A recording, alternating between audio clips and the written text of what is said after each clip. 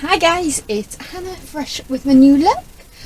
But if you're new here, my name's Hannah.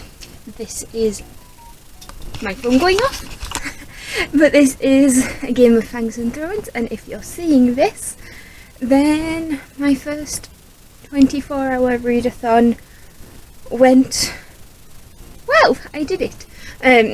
Story time. Just sit down. I will get to this in a minute, but every time I have attempted a 24-hour readathon, I have failed. I've fallen asleep, but I haven't been vlogging it, so hopefully that is the this is what was missing, a chance to feel like, you know, I'm bringing you guys along for the ride as well. But I've been up since about 5:30. I started reading at 6, so I'm going to count my 24 hours from 6 till 6, hopefully. If I manage till 5:30, that's just as good. 5:30 or even midnight is the aim, and then I can just add to it to make up the 24 if I need to. So, as I said, been up since about 6. Well, I started reading at 6. I have finished one book, and that was Bright We Burn by Kirsten White. Admittedly, that wasn't a start and a finish in half an hour. I'm not that good.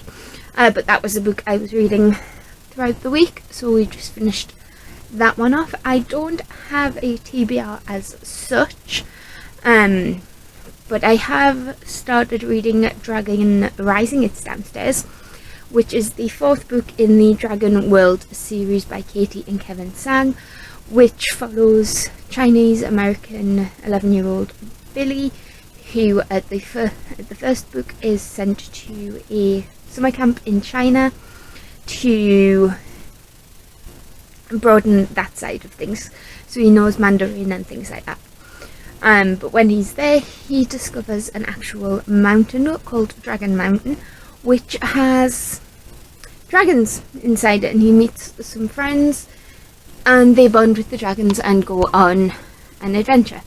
So I'm now reading the 4th book in that, so I can't tell you too much about it, but it does feel like the start of a new story arc. We've already met one new antagonisty type character, and that's my phone, I will answer that in a minute. An antagonistic character and a new friend, and my camera's going to flash at me in a minute. But yeah, that's what I'm reading up. And I did also, as you can probably tell, get my hair cut. I'm absolutely in love with it. It just feels so light. But the trick with the real test will be what happens when the blow dry wears off and my natural curls come back. I like my curls.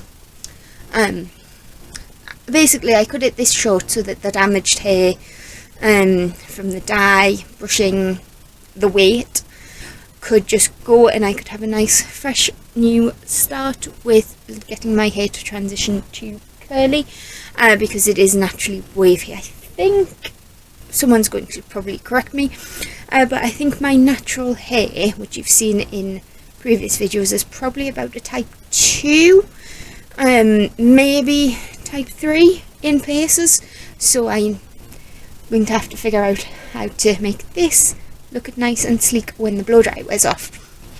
But that's a problem for future Hannah. But present Hannah is absolutely in love with this. It's just nice and easy, and it just feels so light. But yeah, my camera is on like no battery, so I'll pop it on charge and come back to you later. Me again, because who else would it be? Still, I cannot stop touching my hair. Anyway, this isn't a vlog about my new hair. This is a vlog attempting a 24-hour readathon, and I have just finished, Dragon Rising by Katie and Kevin Sang. I gave you a brief synopsis about that because I was halfway through, and I love it. This is definitely the start of a new story arc. We have some new kids in here, as well as Billy, Ling Fei. I've just read it, why can I never remember names? Charlotte, Dylan, Lingfei and Billy.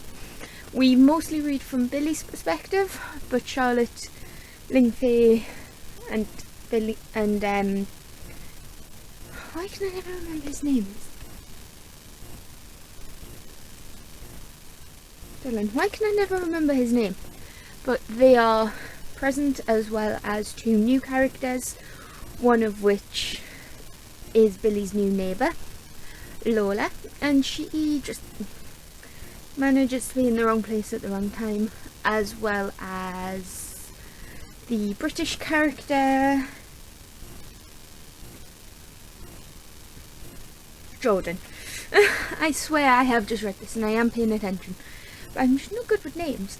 But this was cute. It was a nice introduction to the set, to a nice continuation of the world, with also a nice introduction to the new story arc, and I am very intrigued as to where this is going next. As for rating, I probably give it a 4. It's cute, I enjoyed it, but I don't think it's a favourite, which is a shame because, you know, dragons. But I will show you very quickly.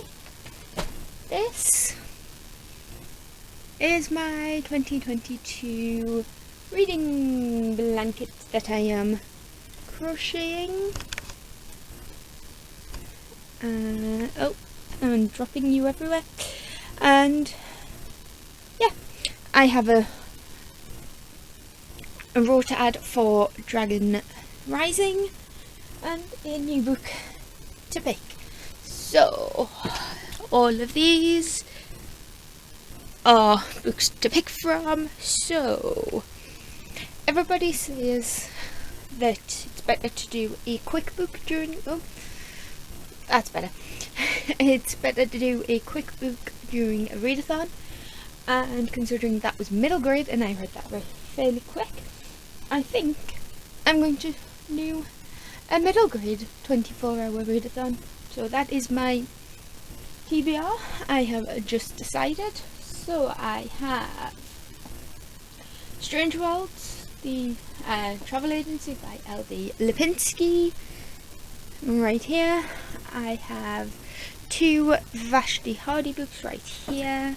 Wildspark and Crowfall. I have The Highland Falcon Thief by M.G. Leonard and Sam Sedgman. Down there, I don't know if you can see it, but I have Tristan Strong Punches a Hole in the Sky. And I'm sure I have more.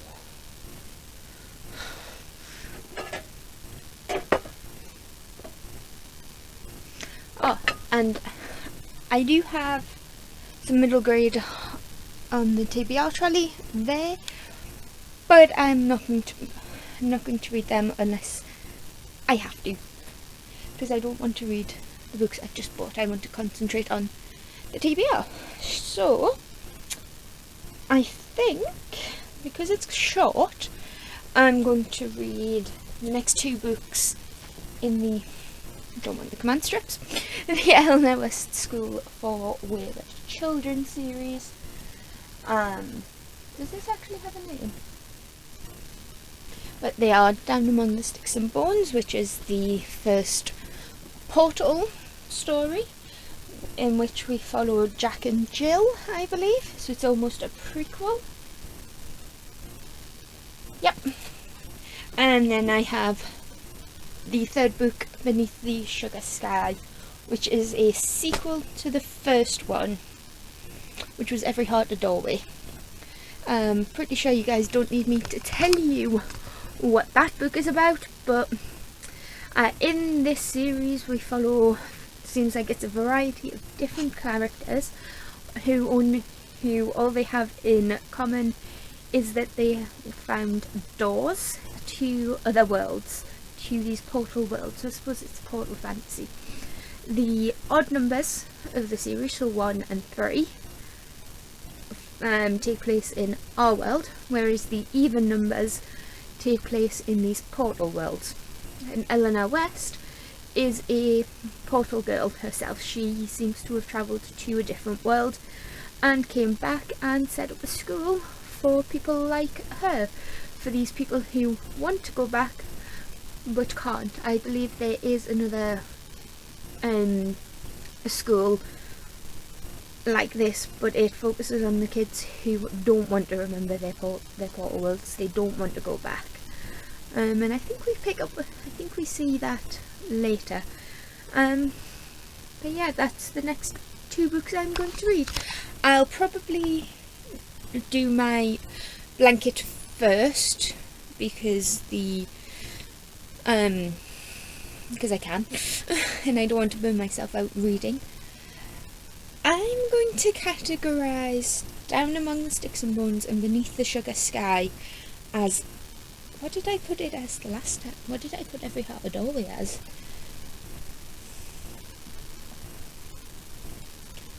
I'm not sure, but I think I'll probably put it as fantasy rather than sci-fi. I think that's what I did because it's portals.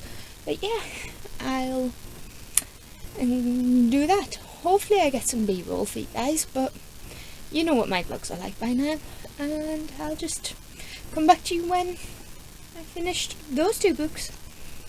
Okay, so I don't know where I put my phone. I think I'll turn off. But I think it's about 6 o'clock ish. I finished Down Among the Sticks and Bones, which is the second in the Elna West's School for Wayward Children series, which is the prequel to Every Heart a Doorway, and this follows Jack and Jill, who we meet in Every Heart a Doorway, and it is their story. And now, and I gave that 4 stars. This isn't a nice world by any means, but I can see why Jack and Jill, the 2 sisters, were called to this world, and subsequently I can see why what happens in Every Heart a Doorway happens. But saying that, I've now picked up, this is just the dust jacket, Beneath the Sugar Sky, both by Shannon Maguire. This is the 3rd book and follows a character, some characters from the 1st book, and then we meet some new characters, one from a world that we may have mentioned. With that one, because it's a prequel, I don't think you really need to read Every Heart a Doorway first, but with this one, because it is a direct sequel, you probably do need to. But what I didn't notice until recently is, look at the spaceship. I think this is just because it is a tall hardback. But yeah, so I'm about halfway through, maybe more,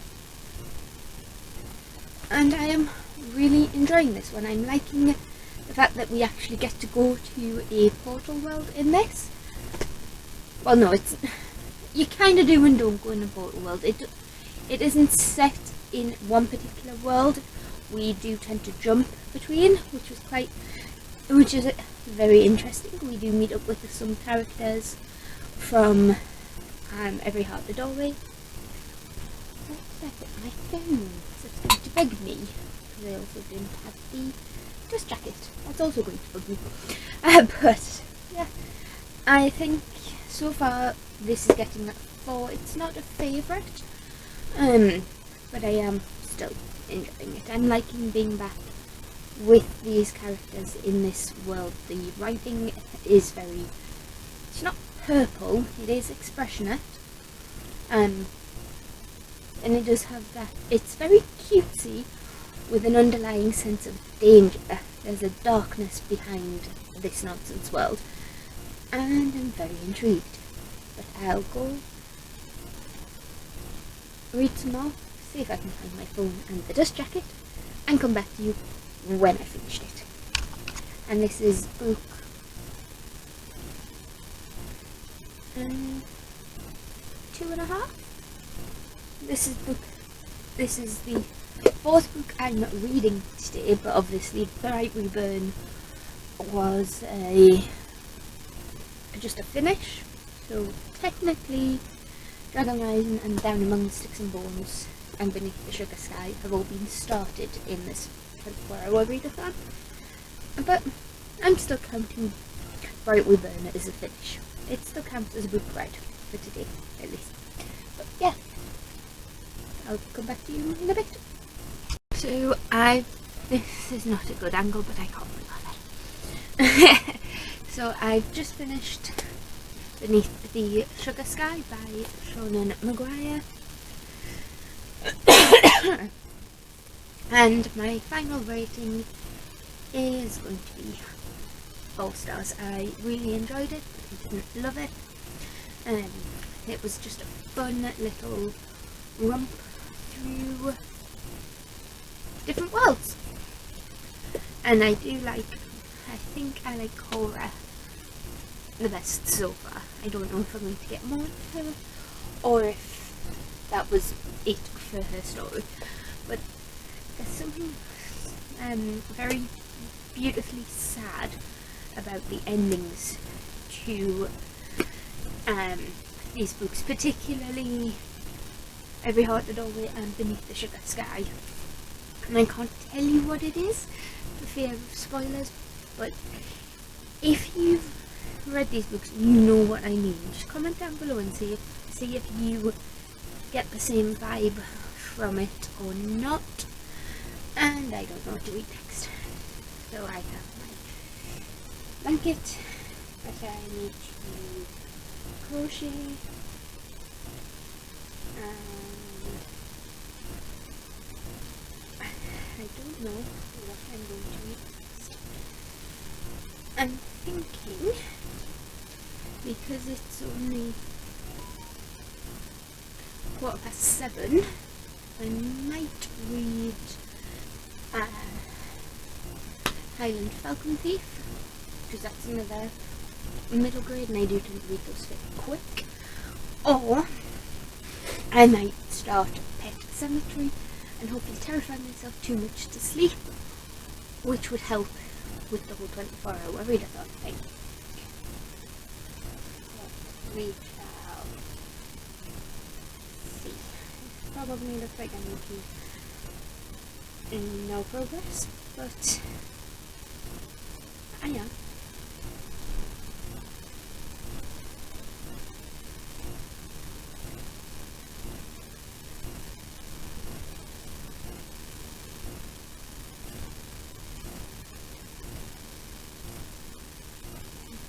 I've talked to you guys about reading Blanket before. I know I've definitely mentioned it on Instagram, but basically every one of these colours is a genre. The purple and the black are the same genre. I just ran out of purple and liked this bit better. So every colour is a genre, every line and every line is a book I've read. So this will be a fairly substantial blanket at the end of the year. But I'm very excited to see how it turns out. And I know Becca from Becca in Books is doing this as well, but she's knitting it. I can knit, I think I just prefer crochet. The ends are very rugged and I've got no idea if I'm going to keep this as a blanket or I'm going to do it as a cushion. No, that would be a very big cushion. Especially since I have this as well, which is going to be another reading blanket. That one's going to be, but I'm thinking of putting a hood on mine so it'll be a bit bigger.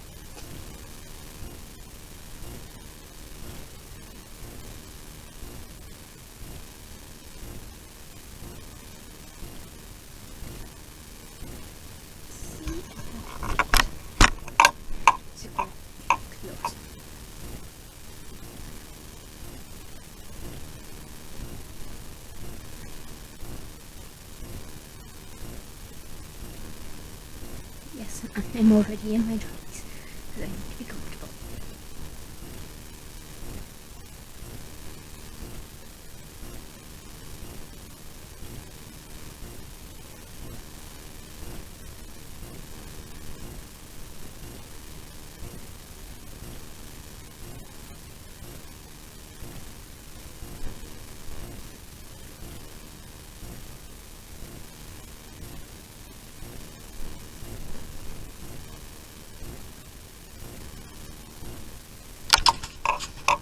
Okay, so confession time. I failed at the 24-hour readathon. I fell asleep. But we're just going to make this a bit of a weekend attempt vlog, I would say. So, when I left you, I had just finished Beneath the Sugar Sky. I think I told you about that. Yes, I did. And then I read The Revelry by Catherine Weber, which is a spooky forest story which was quite atmospheric. I gave it 4 stars. It was it's following 2 girls, Bitsy, who is a Ember Grove girl. She's grew up in this forest, in this town surrounded by this forest. She was born there, and her friend, whose name I have forgotten, because it is mostly told in Clara's, but not Clara, Bitsy's perspective. Where did Clara come from? But in this town, it is American, but when you graduate, you go to your revelry, which is a secret party in the woods. It's not a secret because everybody knows it happens, but there's one rule: you can't talk about the revelry. So obviously Bitsy and her friend sneak in, and they can't remember what happens, but the girl's luck changes. Bitsy is struck by a really bad string of bad luck, but when bad things happen to her, really good things happen to her friend. And then obviously it's a case of working out what happened at the night, at that revelry that they sneak into, and how to fix it. Then I started The Alibi Girl by C.J. Scoose, and then finished that this morning. That is another thriller, spooky story. More of a mystery, I would say, because we follow Joanne, who is a compulsive liar, and we kind of find out why she's a compulsive liar, who she is really, and then she goes missing. So it's told in 2 perspectives. Joanne, I'm going to call her Joanne because that's how she introduces herself, I think, and her cousin. But I don't want to talk too much about it because it's best going into that one not knowing anything. And it has a really cute pink cover, but I can't be bothered to get it. And then I'm currently reading Queen of Gilded Horns by Amanda Joy, which is the sequel to A Crown of Gilded Bones. No, A River of Royal Blood, that's it. Which follows 2 sisters as 2 princesses who are in a fight to the death for the crown. But there's also a family secret and magic. One sister is in control of her magic, and it is a more common and accepted magic. And then we have Eve, who has the magic of blood and marrow, which nobody can tell her how to control, and it seems to be that there are more family secrets than they know. So it is about 10 to 3, so to make this a full 24 hours, I have to read until about, I'm just going to read until about 6 o'clock.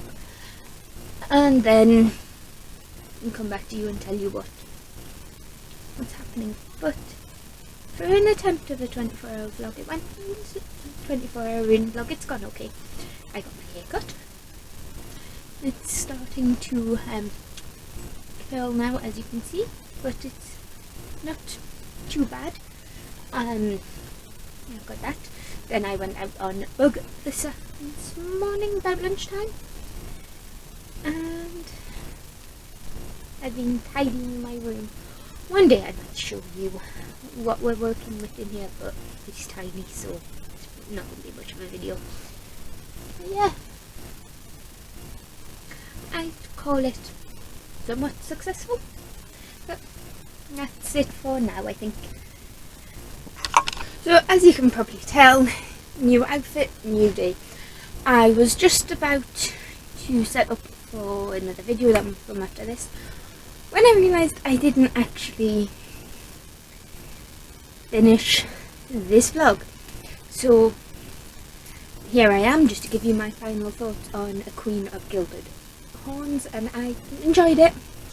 I think I left it too long between A River of Royal Blood and A Queen of Gilded Horns, because I was a little bit lost at the beginning, but there was enough recap to keep me intrigued, and the plot was strong enough. I gave a synopsis of the first book, and obviously can't really wrap up the second without spoilers, so there's that. But for a first attempt of a 24-hour readathon, I think I read quite a bit. But that's it for this video. Give it a like if you like it, and hit that subscribe button if you want to see this and talk about these, and I'll see you in the next one. Bye!